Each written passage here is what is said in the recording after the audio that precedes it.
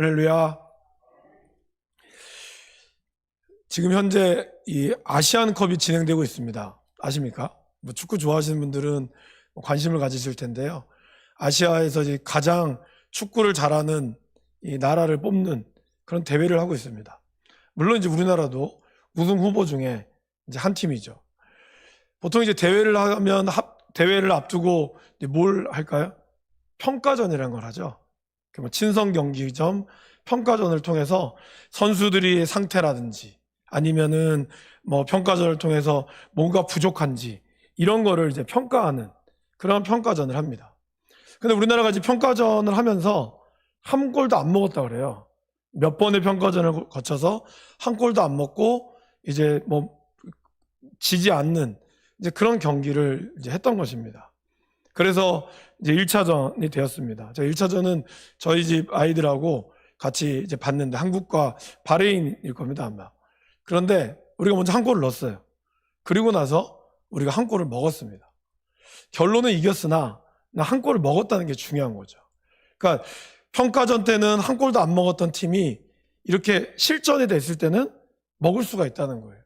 그리고 그 캄보디아에서 와서 이제 한국에 와서 소식을 들으니까 우리나라가 두 번째 경기는 비겼더라고요.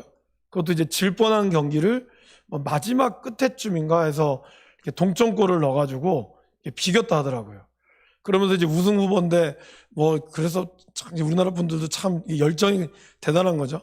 이길 때는 막 뛰어주다가 지니까 축구 때려쳐라 그만둬라 어쨌든 온갖 막 이런 뉴스나 이런 댓글들이 이제 많이 달린 것 같습니다. 제가 이 말을 드리는 이유는 말씀드렸듯이 평가전이라고 하는 것은 말 그대로 이제 평가전이죠. 그래서 그럴 때 한 골도 안 먹은 것도 물론 중요하지만 자신감이 있겠지만 실전에 들어가면 다르다라는 겁니다. 지금까지 이스라엘 백성들이 어떻게 왔습니까? 평가전을 치렀던 거죠. 여리고성에 이제 들어가기 전까지 수많은 평가전이 있었습니다. 요단강 건너편에서 바산 왕 옥과 그리고 헤스본 왕 시온을 이겼습니다. 그러한 어떤 자신감을 가지고 그들이 또 요단강 그 어마어마한 물줄기 도저히 사람의 힘으로 건널 수 없는 요단강도 건넜어요. 그렇지만 이제 이 여리고성을 앞에 두고는 실전이 다가온 거죠. 그 실전 앞에 이스라엘 백성들은 서 있다는 겁니다. 그래서 지난주에는 여호수아가 이 거룩한 땅에 서는 모습을 그렸습니다. 이제 오늘 드디어 이 여리고성을 들어가야 될 그러한 모습에 처해 있습니다. 여기 여리고성은 제가 몇 번 한번 말씀드렸지만 이 여리고성은 굉장히 중요한 위치에 처해 있습니다. 왜냐하면 여기가 뚫리면 여리고성 일종의 우리 몸으로 치면 허리죠. 여러분 물론 다른 부위도 다치면은 힘들지만 특별히 허리가 부러지면 어떻게 되죠? 심각한 타격을 입는 거죠. 이 여리고성이 뚫린다는 것은 가나안 땅을 여러분들께서 그냥 눈으로 우리나라와 비슷하게 남북으로 되어 있다면 남북의 38선이라고 생각하시면 됩니다. 그 38선이 뚫리고 그리고 남쪽으로 북쪽으로 이렇게 이 이스라엘이 전쟁을 통해서 정복을 했습니다. 그러기에 이 첫 관문인 여리고가 굉장히 중요했습니다. 사실 여리고 둘레 자체는 그렇게 크진 않아요. 그러나 여리고 성 자체는 굉장히 견고합니다. 이중벽으로 되어 있고요. 그리고 두께가 6m, 이 높이는 약 7.5m 정도가 됩니다. 그래서 웬만한 이런 공성전을 해도 끄떡없는 그 정도의 모습을 가지고 있습니다. 그리고 시야가 넓기 때문에 여리고성 자체가 이렇게 능선 가운데서 이쯤에 위치해 있거든요. 그러니까 여기서 밑에가 다 볼 수 있는, 그래서 길갈이라든지 요단강이 훤히 보이는 곳에 있었고, 그리고 위에는 올라가기는 쉽지 않은, 그러니까 어떻게 보면 천의 요새라고 할 수 있는 곳이 바로 여리고였다라는 것입니다. 그러기에 이 너무나 중요한 곳이기 때문에 여기를 피하고 싶어도 피할 수가 없는 거예요. 다른 위에서부터 좀 쉬운 북쪽에서부터 이렇게 내려오면 되지 않겠습니까? 불가능합니다. 그러면 남쪽부터 올라오면 되지 않겠습니까? 불가능합니다. 지리를 보면 가운데를 뚫어서 거기에 나오는 연합군을 막아야 그 다음을 각계 전투로 무찌를 수 있는 곳이 바로 여리고입니다. 여러분 이제 나중에 여호수아에 보면 31명의 왕이 나오거든요. 그러니까 그게 무슨 말일까요? 가나안 땅에는 31개의 부족들, 이 오른쪽에 있는 시온과 옥을 빼면 29개의 부족들을 일일이 다 무찔러야 되는 그러한 가운데 있었어요. 만약에 위에서부터 무찌르면 나머지 군인들이 연합해가지고 치고 올라오겠죠. 그러나 허리를 끊어버리면 중간을 끊기 때문에 들어오기가 쉽지 않다라는 겁니다. 지금처럼 인터넷이 발달돼 있어서 여리고가 뚫리면 다른 데서 막 컴퓨터로 메일 보내가지고 우리가 빨리 모입시다. 그렇게 할 수 있는 구조가 아니지 않습니까? 그렇기 때문에 이 여리고성은 너무나 중요하지만 그만큼 견고한 요새라는 거예요. 어떻게 보면 저와 여러분의 인생에 여리고와 같은 그러한 우리 인생에서 피하고 싶지만 피할 수 없는 그런 어려움이나 그리고 반드시 여기를 뚫어야지만이 우리의 인생에서 뭔가를 넘어갈 수 있는 모습이 있다라는 것입니다. 그렇다면 오늘 우리는 이 말씀을 통해서 이스라엘 백성들이 여리고성을 정복하였듯이 우리도 우리 인생의 여리고, 내가 넘어야 될 이 여리고를 어떻게 하면 정복할 수 있는가, 이것을 말씀 가운데서 살펴볼 수 있기를 원합니다. 첫 번째로는 여리고를 정복하기 위해서는 내 인생의 주인이 누구인지를 먼저 알아야 한다는 것입니다. 여러분 1장에서 5장까지 계속해서 하나님께서 여리고성을 들어가기 전까지 뭘 했죠? 요단강 건너고 길갈에서 할례를 행하고 돌을 쌓고 유월절을 지키고 이 모든 것을 한 이유는 뭡니까? 정체성. 누구냐? 당신이 누구십니까? 나는 누구냐? 이러한 정체성의 문제를 하나님은 짚고 넘어가기를 원했다는 거예요. 저와 여러분들이 인생에 많은 문제들이 있을 때 가장 먼저 해야 될 것은 뭘까요? 누가 내 인생의 운전대를 붙잡고 있느냐, 이거라는 거예요. 여기도 몇 번 말씀드렸죠. 우리는 가끔 예수님을 우리 인생의 이제 자동차로 비유하면 내비게이션으로 생각하시는 분들이 있어요. 그러니까 내가 좀 길을 모를 때 내 길을 알려주시는 분. 그러나 여러분, 예수님은 우리 인생의 내비게이션이 아니죠. 우리 인생의 운전대를 붙잡는 운전수라는 거예요. 드라이버죠. 그리고 우리는 그 옆에서 주님과 함께 주님이 운전하시는 그 운전대 옆에서 주님과 함께 즐거워하고 주님과 함께 그 길을 걸어가는 그러한 인생이라는 것입니다. 근데 많은 사람들이 자신이 운전대를 붙잡고 있고 그리고 주님을 그냥 내가 좀 모를 때 하나님 좀 가르쳐 주세요, 이렇게 여긴다는 거예요. 근데 내비게이션 하시는 분들은 아시겠지만 내비게이션은 그냥 내가 모를 때만 쓰지, 내가 알면 내비게이션이 이 길로 가라 그래도 이 길로 안 갑니다. 제가 이제 울산이나 아니면 서울을 갈 때 처음에는 내비게이션을 이용했거든요. 내비게이션을 이용하면 주로 이제 어디로 가리키냐면 우리 교회 이렇게 내려가서 토곡 쪽으로 올라가다가 그리고 이제 조금 더 내려가면은 광안리 가는 그 이마트 트레이더스라는 쪽으로 우회전을 하라 그래요. 그럼 이제 거기서 우회전해서 다시 한번 우회전해서 유턴 비슷하게 하면 고속도로를 타거든요. 근데 그 길이 내비게이션이 알려주는 길이에요.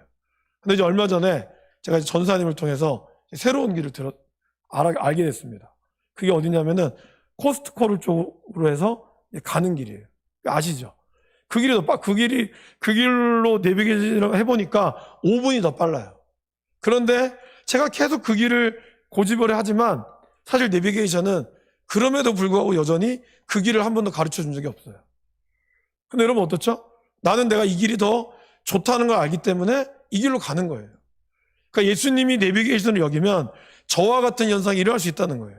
내가 길을 모를 때는 그냥 내비게이션이 가르쳐 준 길로 저처럼 가다가 근데 누군가 다른 길을 알려주면 이 길이 좀 더 빠르거든. 그러면 나는 이 길로 안 가요. 샛길로 가는 거죠. 주님이 가르쳐준 길보다 내가 아는 길이 더 빠르다고 생각하는 순간 나는 내 인생의 운전대를 주님으로부터 주지 않게 된다는 것입니다. 오늘 이 여리고성의 점령은 단순히 어떤 거죠? 단순히 하나의 성을 점령하는 것이 아닙니다. 이 여리고성을 통하여 내가 정말 내 인생의 주인이 하나님이시냐 아니냐, 이거에 대한 갈림길 가운데 서 있다라는 것입니다. 그래서 하나님은 끊임없이 그것을 기억하며 그리고 그것을 순종할 수 있도록 이야기하고 있다라는 것입니다. 하나님께서는 이렇게 내 인생의 주인이 무엇인가를 알려주기 위하여 우리에게 여리고성을 점령하라고 말씀합니다. 특별히 우리가 이 주님을 예배할 때 주님께서 우리 인생에 넘어야 할 여리고를 넘어가게 해주실 줄을 믿습니다. 어떨 때요? 우리가 예배할 때. 하나님을 온전히 예배할 때 우리가 우리의 인생의 여리고를 넘어가게 될 것이라는 겁니다. 4절에서 7절 말씀해 보시면 이스라엘의 군의 배치가 나옵니다. 그죠?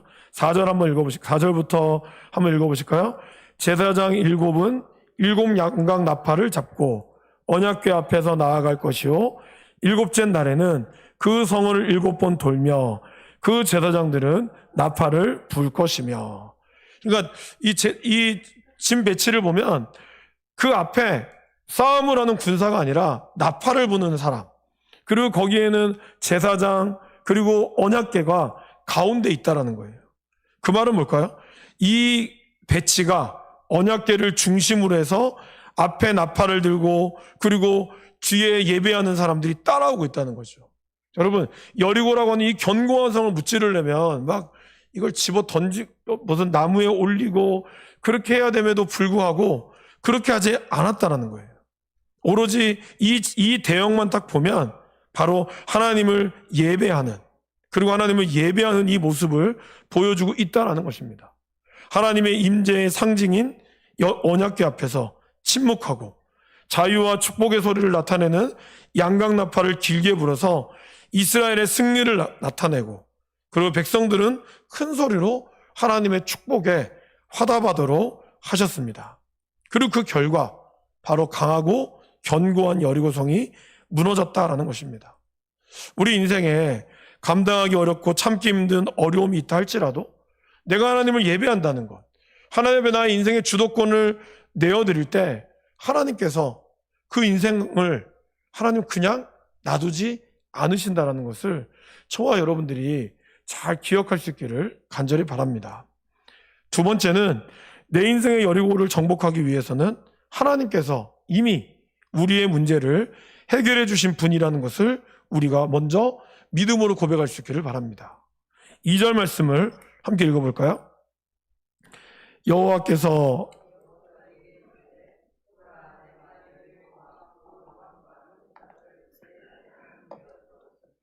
네, 여러분 여기 보세요. 아직 여리고성을 들어가지 않았잖아요. 그런데 오늘 말씀은 뭐라 그래요? 내가 넘겨주겠다라고 말하지 않았어요. 내가 이미 너에게 넘겨주었다고 얘기하고 있어요. 아직 너희가 이렇게 돌면은 너희가 이기게 될 거야 라고 하나님은 말씀하지 않고 하나님은 이미 너희에게 넘겨주겠다라고 말씀합니다. 이미 넘겨주었고, 그래서 이 여리고성은 너의 것이다라는 뜻이죠. 이미 전쟁은 시작하지도 않았습니다. 그러나 하나님께서는 이미 이 백성들에게 승리를 약속해 주셨습니다. 전쟁이라는 것은 뭘까요, 여러분? 전쟁은 기싸움이거든요. 아무리 작다 할지라도 기에서 밀리지 않으면 되는 거예요. 다윗이 골리앗과 싸울 때 눈으로 보면 어떻습니까, 여러분? 신체적으로 보면은 이 한 170 정도 될까요? 180 정도 되는 다윗과 야가 2m 70 정도 되는 골리앗의 싸움은 싸움이 되질 않죠. 더더군다나 골리앗이 다윗을 맞이할 때 그냥 아이고 이 조그만 게 왔네 해서 그냥 온 게 아니라, 그럼에도 불구하고 골리앗은 온 몸에 이 방비를 하고 왔습니다. 그런데 다윗은 그것에 쫄지 않았어요. 오히려 네가 모욕하는 만군의 여호와 이름으로 나는 나가노라. 그는 담대하게 하나님의 말씀을 선포하며 나아갔다라는 것입니다. 오늘 이스라엘의 전쟁도 그렇죠.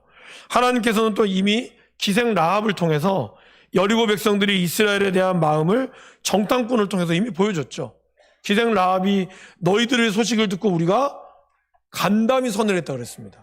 그러면서 모든 백성들이 마음이 녹았고, 그리고 너희가 이미 여리고 요단강 건너편에서 아모리 사람의 두 왕 시온과 옥에게 행한 일을 우리가 들었다라고 이야기하고 있습니다. 그 소문이 어떻게 됐어요? 여리고에 퍼졌다는 것이죠. 그러니까 여리고성은 굳게 닫혀 있어서 적막만 흐르는 그 땅 가운데 보면 당연히 우리는 이스라엘은 두려움을 느낄 수 있겠죠. 그러나 하나님은 말씀하셨다는 거예요. 내가 이미 너희에게 넘겨주었다. 그러게 너희들은 어떻게 해요? 두려워하지 말라라는 것입니다. 두려움의 실체는 뭡니까? 두려움의 실체는 아직 오지 않은 일에 대한 우리의 감정이라는 거예요. 하나님이 우리에게 주신 마음이 절대로 아니다라는 것입니다. 사도 바울은 디모데에게 그렇게 이야기하고 있죠. 우리 디모데 후서 찾아보실까요? 신약 성경 디모데 후서입니다. 344면 디모데 후서 1장 7절 말씀입니다. 다시 여호수아로 넘어와야 되니까 여러분 여호수아 책갈피를 해놓으시고요. 디모데후서 1장 7절 제가 가지고 있는 성경은 약 300 신약전성 신약 343면쯤에 있습니다. 디모데후서 1장 7절 말씀을 같이 한번 읽어보겠습니다. 하나님이 우리에게 주신 것은 두려워하는 마음이 아니요 오직 능력과 사랑과 절제하는 마음이니.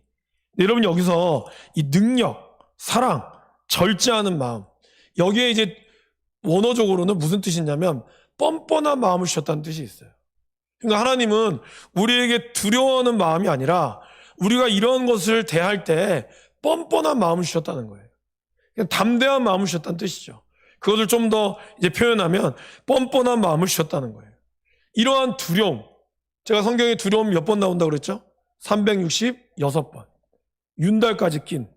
그러니까 어떻게 보면 우리 인생은 늘 끊임없이 보이지 않는 실체 앞에서 두려움을 떨고 있다는 거예요. 매일매일이 우리에게 두려움이 있었는 거죠. 아이들도 두려움이 있습니다, 여러분. 어린아이들한테 지금도 통하는 게 있더라고요. 뭐예요? 고주망태 할머니. 이 어린애들한테 망태 할아버지죠. 망태 할아버지 얘기하면 애들이 무서워해요. 그러니까 아이들도 그런 두려움이 있는데 나이가 들어선 두려움이 없어집니까?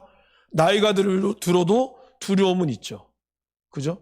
힘이 없어지고 그리고 미래에 대한 이런 두려움들이 늘 있다는 거예요. 그래서 여러분 이 독재자들이 가장 많이 통제하기 쉬운 수단이 뭘까요? 바로 두려움이라는 거예요. 사람들에게 두려움을 심어준다는 거죠. 특별히 이단들이 자기네들 그 성도들, 자기네 신도들을 탈퇴하지 못하게 할 때 가장 많이 쓰는 게 바로 이 두려움이라는 거예요. 나가면 지옥 간다. 나가면 너희 망한다. 가만두지 않는다. 이렇게 해서 제가 나간 사람들 만나봤거든요. 만나면 나가지를 못하는 이유가 거기 있는 거예요. 두려운 거예요. 거기서 나가면 바로 그 다음날 예배 시간에 누구누구 이름 대면서 그 사람 미혹에 빠졌다고. 이단에 빠졌다고. 자기네들 이단이면서. 그렇게 하면서 거기 있는 사람들로 하여금 나가면 내가 죽는구나. 나가면 큰일 나겠구나. 그렇게 보이지도 않는 아무런 증명되지도 않은 실체를 가지고 우리로 하여금 두려움에 빠지게 하는 거예요. 사단이 우리를 두려움에 빠지게 하는 거죠. 앞날에 대한 두려움, 여러분 인생에 대한 두려움, 하나님을 믿고 있음에도 불구하고 여전히 우리 가운데 엄습해오는 이런 두려움들이 있다라는 것입니다. 그러기에 하나님은 우리에게 두려워하지 말라, 그것을 끊임없이 이야기하고 있다는 것을 우리가 기억해야 합니다. 하나님이 우리 안에 있는 일들에 대하여 두려워하지 말라. 내가 내 손에 너의 문제들을 넘겨주었다. 이미 넘겨주었다라고 말씀하고 있다라는 것입니다. 지금 이스라엘 백성들이 얼마나 두려움이 있었겠습니까, 여러분? 그 여호수아도 두려웠는데 이스라엘 백성들은 오죽했겠어요? 그 하나님은 분명히 얘기했다는 거죠. 내가 너에게 넘겨주었다. 그러니까 두려워하지 말고 내가 너의 인생의 주도권이 누구인지를 잘 기억하면서 가거라. 그거를 오늘 우리에게 말씀하고 있다라는 것입니다. 사랑하는 여러분, 여러분들에게도 우리에게 알 수 없는 그런 두려움들이 있을 수 있습니다. 그때 우리가 그거를 믿음으로 선포해야 한다는 거죠. 이미 하나님께서는 우리에게 넘겨주시고 여러분들에게 그걸 감당할 수 있는 힘을 주셨다는 사실을 잘 기억할 수 있기를 간절히 바랍니다. 세 번째로 하나님의 뜻을 따라 우리가 인내하며 순종해야 한다라는 것입니다. 하나님께서 리더인 여호수아에게 확실한 약속을 해주십니다. 그죠? 내가 너에게 넘겨주었다. 그리고 이제는 구체적인 지시사항을 내립니다. 그래서 아까 이 언약궤를 중심으로 앞에 뒤에 붙으면서 뭘 얘기하고 있죠? 하루에 한 바퀴씩 돌아라. 그럼 마지막 7째 날에는 7번을 돌고 7명의 제사장은 나팔을 불어라. 그리고 만약에 7번을 다 돌면 양각 나팔을 길게 불라라고 얘기합니다. 길게 분다라는 것은 승리한다는 뜻이에요. 자유와 승리를 뜻하는 겁니다. 여러분, 이 성경에서 7이라고 한 숫자는 무슨 숫자죠? 네, 완전수. 그리고 7은 안식에 대한 수입니다. 그죠? 7번째 날 쉬셨듯이. 여러분, 이 이스라엘 백성들에게 진정한 안식은 뭐죠? 승리죠. 그죠? 그러기에 하나님은 7번째 날에 7바퀴를 돌면서 그들에게 완전한 승리를 허락하셨다라는 것입니다. 그러면 그 성벽은 무너지게 될 것을 말씀하십니다. 근데 이때 주의사항이 있었어요. 그게 뭘까요? 10절 말씀을 한번 읽어보겠습니다. 여호수아 6장 10절 말씀입니다. 여호수아가 백성에게 명령하여 이르되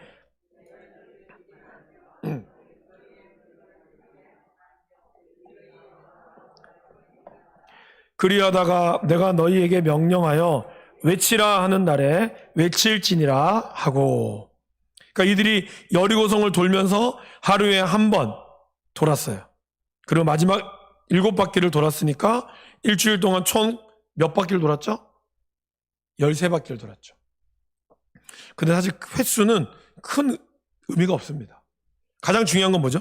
이 시간 동안 이들은 계속해서 인내하며 침묵해야 했다는 거예요.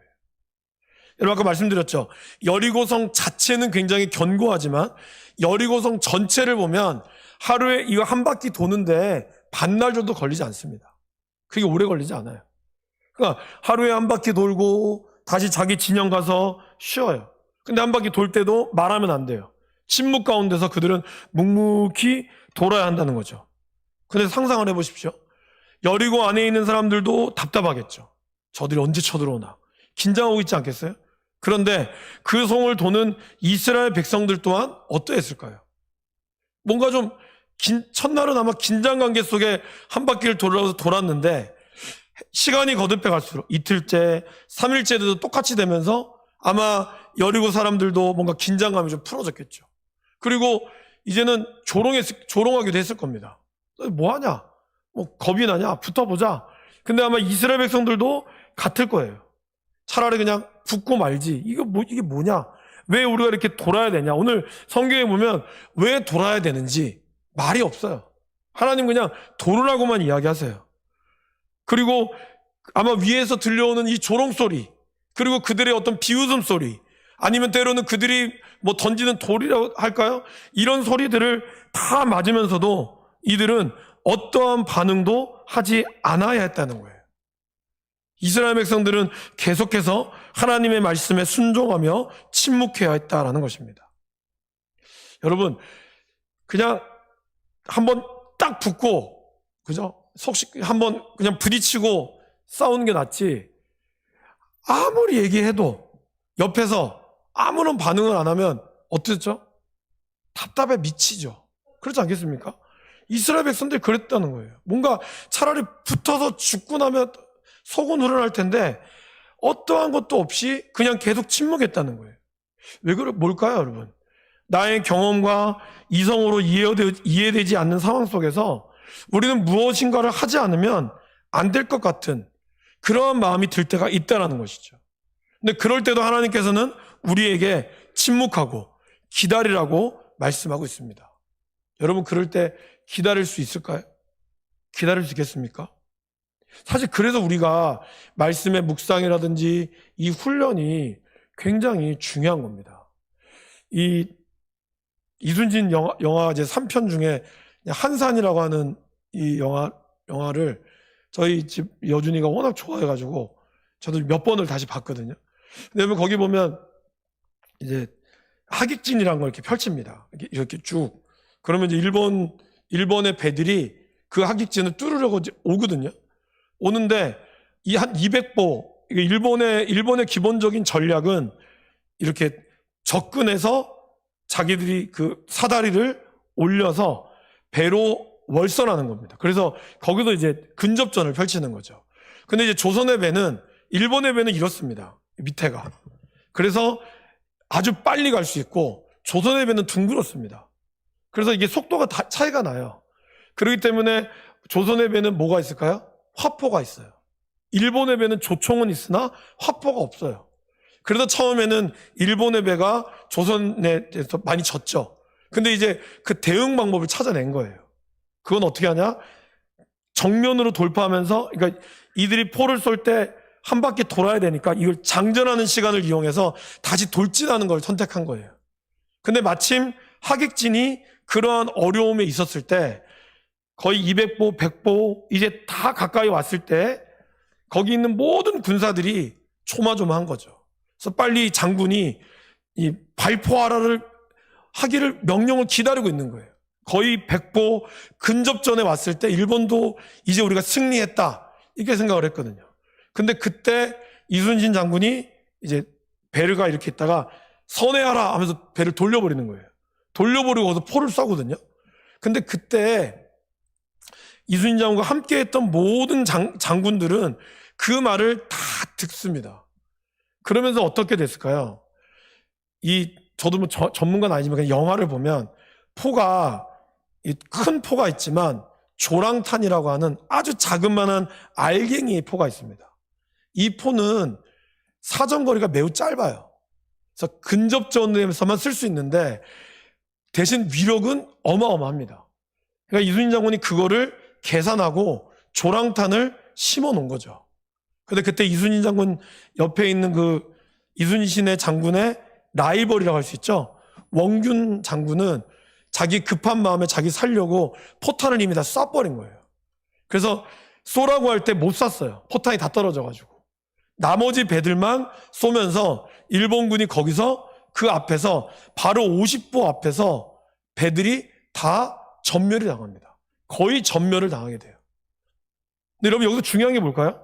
이순신 장군이 얼마나, 여러분 생각해 보세요. 바로 앞에, 내 눈앞에 적이 와요. 우리가 수많은 훈련을 했습니다. 훈련을 했지만 바로 눈앞에 오는 적 앞에서도 내가 대장의 말을 신뢰할 수 있을까? 신뢰했다는 거예요. 그만큼 훈련을 받았고 그만큼 말씀 앞에 섰기 때문에 그들이 그 전쟁에서 이길 수 있었다는 겁니다. 오늘 이스라엘 백성들을 하나님 앞에 끝까지 침묵해라 그랬어요. 근데 이스라엘 백성들이 놀랍게 침묵했어요. 왜 그럴까요? 요단강을 건너고 길갈에서 할례를 행하고 유월절을 행했던 이 모든 과정들이 하나님이 우리 인생에서 가장 중요한 순간에 그 여리고를 넘으라고 하는 하나님의 놀라운 축복이었다라는 것입니다. 인생에서 어떻게 보면 싸우는 것보다 힘든 일은 뭘까요? 참고 기다리는 것이죠. 특별히 우리나라는 어떻습니까? 빨리빨리라는 말을 많이 하잖아요. 근데 참 놀랍게도 여러분 캄보디아어로 빨리빨리가 뭔지 아세요? 얼른 이거예요. 네, 진짜 그래요. 이게 거의 비슷해요. 얼른 하면 빨리빨리란 말이에요. 그러니까 이게 다른 나라는 제가 잘 모르겠지만 좀 비슷한 것 같아요. 그러니까 여러분 그만큼 이 빨리빨리의 정서가 우리가 있을 때 신앙생활도 그러다 보니까 뭔가 하나님의 응답이 빨리빨리 응답되기를 원하거든요. 바로바로 나오는 이 시대 가운데서 우리들에게 하나님의 침묵과 인내가 아마 견디기 힘든 요구일 수도 있다라는 것입니다. 왜 하고 싶은 말이 없겠습니까? 당장은 피하고 침묵하면 지는 것 같을지 모르지만 사실은 시간이 지나면 지날수록 우리 가운데 내공이 쌓이고 강해지게 된다는 것입니다. 그래서 로마서 5장을 보실까요? 이러한 비밀을 알고 있었던 사도 바울은 로마서 5장에서 이렇게 말하고 있습니다. 로마서 5장 신약성경 245면 중에 있습니다. 로마서 5장 3절 말씀, 3절 같이 한번 읽어보겠습니다. 3절부터 5절까지 읽어보겠습니다. 다만 이뿐 아니라 우리가 환난 중에도 즐거워하나니 이는 환난은 인내를, 인내는 연단을, 연단은 소망을 이루는 줄 알미로다. 소망이 우리를 부끄럽게 하지 아니함은 우리에게 주신 성령으로 말미암아 하나님의 사랑이 우리 마음에 부은 바 됨이니. 여기 보세요. 환난 중에도 사도 바울은 즐거워했다 그랬어요. 왜요? 환난은 인내를 낳고, 인내는 연단, 나의 인격을 낳고, 그 인격이 쌓이면 내가 소망을 이루는 줄을 알기 때문이라는 것입니다. 그래서 우리는 비록 더딜지라도 기다리는 것이 필요하다라는 것입니다. 네, 사랑하는 성도 여러분, 여리고성의 진짜 목적은 뭘까요? 눈에 보이는 여리고성을 무너뜨리는 것이 아닙니다. 이 싸움의 진짜 목적은 여리고 군사들이 아니었어요. 나머지 7바퀴를 돌고 이제 나팔을 불고 외쳤습니다. 그리고 하나님께서는 그 땅에서 어떠한 것도 가지지 말라 그랬어요. 이렇게 어마어마한 전쟁에서 승리했는데 하나님이 이 여리고성을 어떻게 했죠? 우리 26절 말씀을, 여호수아서 6장 26절 말씀을 한번 읽어줄까요? 여호수아서 6장 26절입니다. 시작.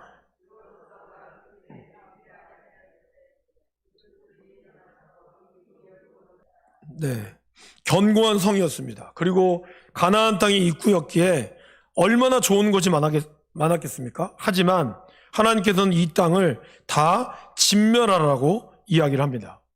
만약에 전쟁의 승리가 목적이었다면 하나님께서는 하루아침에 성을 무너뜨리고 멸망시켰을 것입니다. 그리고 그 전리품을 가지고 가게 하셨을 거예요. 그러나 하나님은 철저하게 진멸하게 하셨습니다. 그리고 하나님은 이스라엘 백성들이 앞으로 가나안 땅에 들어가서 살게 될 때를 염두에 두셨다는 것입니다. 그래서 이 가나안 땅을 정복한다는 것이 진정한 승리를 얻는 것이 아니었습니다. 그러게 우리가 사실 여리고성이라고 하는 인생의 중요한 문제들이 있잖아요. 그러나 그 중요한 문제들은 넘어간다고 해서 그것만 이루어지는 게 아니라 그 뒤에 인간의 교만을 이용한 사단의 유혹이 또 한 번 우리에게 올 수 있다는 겁니다. 여리고성을 점령해서 어떤 일이 일어났죠?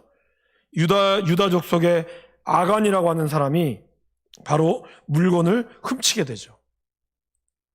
당장의 여리고와 같은 어려움을 극복했다고 해서 우리 인생이 거기서 완성되지는 않습니다. 하나님께서 우리를 부르실 때까지 우리는 계속해서 어떻게 해야 될까요? 전진해 나가야 한다는 것이죠. 여리고성은 물론 처음 시작이 반이라고 여리고성의 큰 전쟁을 이겼지만 그 전쟁이 끝이 아니라는 거예요. 그 전쟁이 남아있는 그 뒤에 숨겨져 있는 수많은 전쟁이 우리 가운데 숨겨져 있다는 것을 우리는 기억해야 한다는 것입니다. 아이고, 죄송합니다. 계속 딸꾹질이 나네요. 오늘 제가 찬 데 갔다가 더운 데를 가니까 딸꾹질을 많이 하는데 오늘 여기서도 이렇게 민폐를 끼치네. 죄송합니다. 그래서 여러분, 사단은 이 여리고와 같은 점령하기 어려운 것을 통해서 우리에게 두려움을 주기도 하지만 또 뭘 주죠? 그거를 넘어갔을 때는 그걸 통하여 우리에게 성공의 유혹을 통하여 우리에게 교만하게 만든다는 것이죠. 그러게 잠언 4장 23절에 이렇게 말씀합니다. 저를 한번 따라해 보실까요? 아이고. 모든 지킬 만한 것 중에 더욱 내 마음을 지키라. 생명의 근원이 이에서 남이니라. 네. 그리스도 예수의 사람들은 육체와 함께 그 정욕과 탐심을 십자가에 못 박은 사람입니다. 그래서 여전히 죄는 살아서 우리를 넘어뜨리려고 합니다. 그러나 사도 바울의 고백처럼 매일매일 나는 죽노라 라고 고백하며 살아가는 것이 필요합니다. 그만하라고 말씀하신 것 같아요. 그래서 하나님의 은혜를 우리가 늘 사모하고, 그리고 한 번이 아니라 끊임없이 성령이 우리 안에 역사하시도록 거룩한 습관을 가져야 한다라는 것입니다. 말씀의 결론을 맺겠습니다. 반드시 넘어가야 될 우리 인생의 여리고성이 우리 인생에 있습니다. 그리고 피할 수 없는 문제가 있을 때 먼저 나의 인생의 운전대를 하나님께 내어드리기를 바랍니다. 그리고 두려워하지 말고 이미 승리를 주시는 하나님을 바라보고 인내하며 나아갈 수 있기를 바랍니다. 잠잠히 침묵하는 가운데 주님의 뜻에 순종하는 우리들이 될 때 마지막 순간에 우리가 승리의 환호성을 부르며 주님께 영광 돌리는 삶을 사시기를 간절히 축원합니다.